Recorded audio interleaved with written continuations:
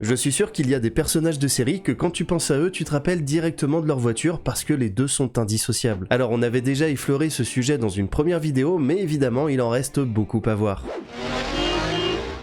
Columbo, c'est pour moi le plus emblématique et le plus sympathique des détectives du petit écran. Et ça, c'est notamment grâce à son interprète, le regretté Peter Falk, qui a mis beaucoup de lui dans ce rôle. Par exemple, les vêtements que le personnage porte sont les siens, Columbo fume le cigare parce que Falk fume le cigare, et c'est aussi lui qui a choisi l'emblématique Peugeot 403 du détective. Il l'avait découverte quand l'acteur français Roger Pierre était venu en vacances aux États-Unis avec, et pour lui, elle allait parfaitement avec le côté décalé du personnage. D'ailleurs, Peugeot n'avait pas trop kiffé la chose parce que dans la série, la voiture est souvent qualifiée d'épave, mais une épave aujourd'hui devenue culte.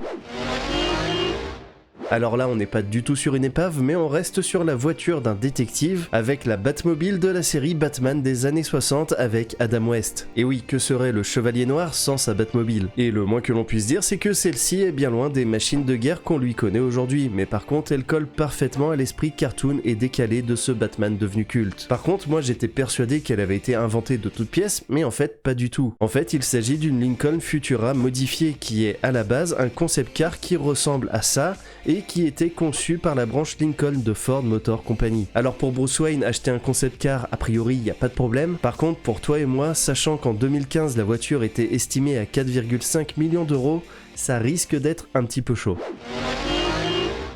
Quand tu penses à Supernatural, tu penses forcément à la voiture qui permet aux frères Winchester de traverser les États-Unis afin d'enquêter sur divers phénomènes paranormaux. Mais en plus d'être présente dans tous les épisodes de la série, la Chevrolet Impala 1967 de Supernatural a une place importante dans l'histoire. En effet, puisque la voiture a été transmise à Dean par son père, donc jusque-là rien de fou, à ceci près que c'est Dean lui-même qui avait conseillé son paternel de l'acheter tandis qu'il était en voyage dans le passé.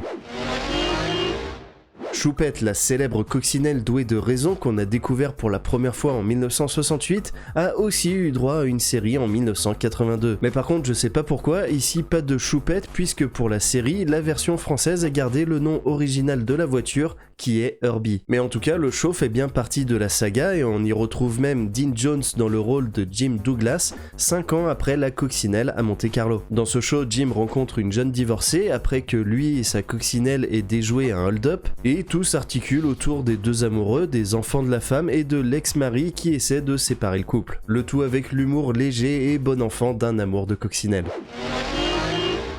Impossible de ne pas parler du pick-up GMC K2500 Sierra Grande quand on parle de L'homme qui tombe à pic, la série de 1981. Et oui, à chaque nouvelle aventure du cascadeur et chasseur de primes Colt Seavers, son pick-up l'accompagne et lui permet de poursuivre les méchants. D'ailleurs, sans surprise, il y a eu beaucoup de casses au point que GMC n'avait plus de voitures à fournir. Il a donc fallu modifier d'autres modèles, notamment un GMC de 1977, pour qu'il soit plus résistant aux cascades, notamment en déplaçant la motorisation au milieu pour qu'elle résiste mieux au choc et en lestant le véhicule de 350 kg de plomb pour conserver une meilleure trajectoire pendant les sauts. Et oui, il fallait au moins ça pour résister aux cabrioles de Colt Seavers.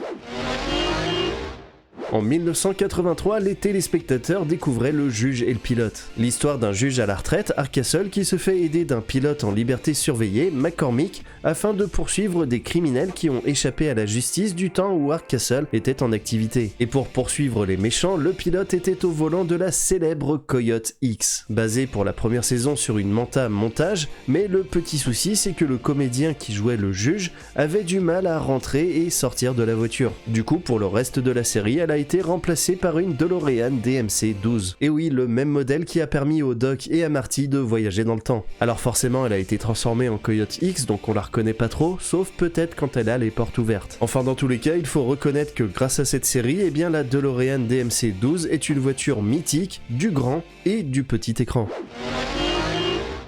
Alors je sais pas laquelle de ces voitures te fait le plus rêver, mais en tout cas moi j'ai kiffé faire cette vidéo et si toi tu as aimé la regarder, et bien surtout n'hésite pas à la liker et la partager, ça me soutient et ça me motive vraiment. Allez sur ce, on se retrouve très vite dans de nouvelles vidéos et d'ici là, prends bien soin de toi.